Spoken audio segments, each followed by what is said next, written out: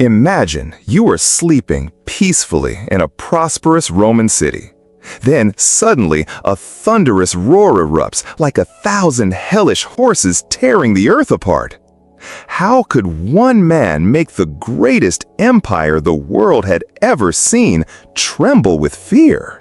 The year is the 440 CE. The world is unsteady.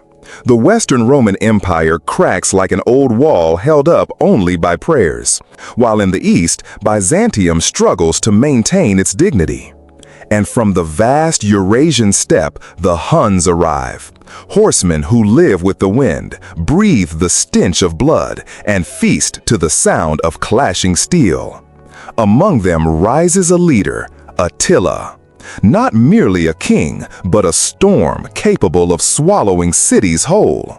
The Romans called him Flagellum Dei, the Scourge of God, a name that sounded less like a title and more like a curse. The threat he posed was not just ambition for land, but something greater, Attila's insatiable hunger for power and gold. And no human wall was tall enough to stop him. Picture the Hun cavalry charging at dawn, the thunder of hooves cracking the sky, dust rising in clouds that blot out the sun, the air thick with sweat of horses and the heat of iron. They built no cities, left no marble palaces, only corpses and smoking ruins wherever they appeared. In 451, Attila led his horde into Gaul, today's France. There, on the wide Catalonian plains, he faced an unlikely alliance, a dying Roman Empire fighting side by side with their former enemies, the Visigoths. The battle ignited. Spears flew, arrows hissed through the air like a storm of death. On the first day, the Huns smashed into the enemy's right flank, nearly shattering their line. For a moment, it seemed the world would fall into Attila's grasp. But the Visigoths fought with burning fury, enraged by the death of their king on the battlefield. That fire of vengeance kept the Roman alliance standing. Screams, prayers, and battle cries blended into one, an orchestra of hell. Night fell, yet the battlefield still burned. Attila, the Scourge of God, withdrew into his great tent. Outside, thousands of bodies rotted, the sky stained red with blood.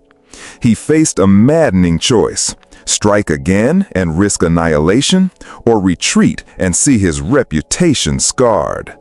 His hand trembled, not from fear, but from rage. The world was watching.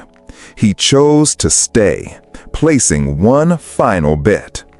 Attila ordered a strange ritual, saddles and shields piled high, forming a mound like a funeral altar.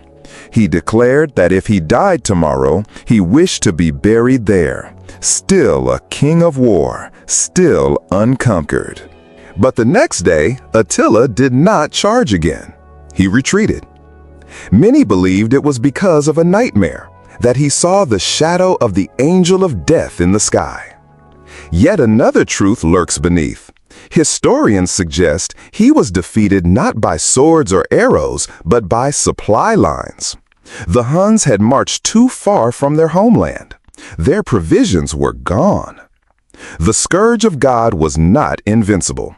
He was still a man, and even a conqueror's stomach could grow empty. Even so, his name still echoes today.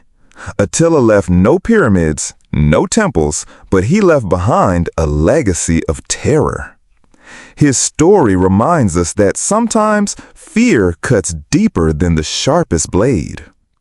As one ancient chronicler wrote, "The earth shook when he passed, and men prayed never to see his face."